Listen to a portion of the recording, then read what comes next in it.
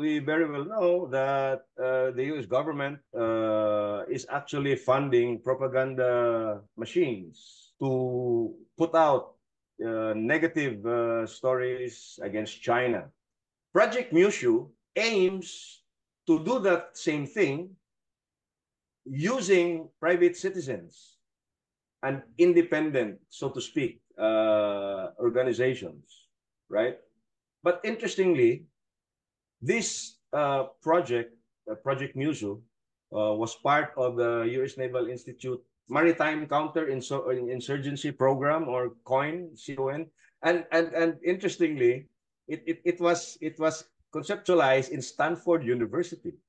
I mean, can you imagine Stanford University doing all these things for the U.S. military? So this Guardian Knot Center from Stanford developed this over a period of time.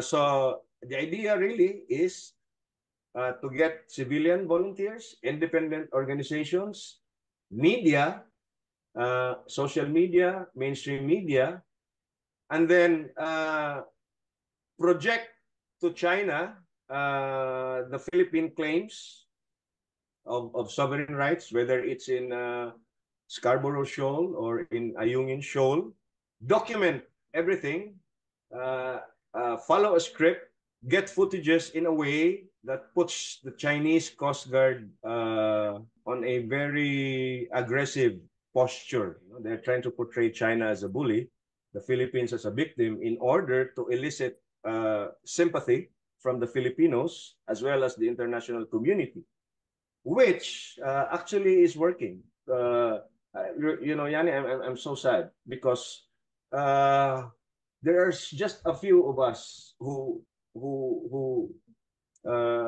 understand the issues well enough that whatever mainstream media feeds, a lot of Filipinos actually take, and it's so sad. That's why I feel that it's my mission to actually communicate with my fellow men that this is not the way to go.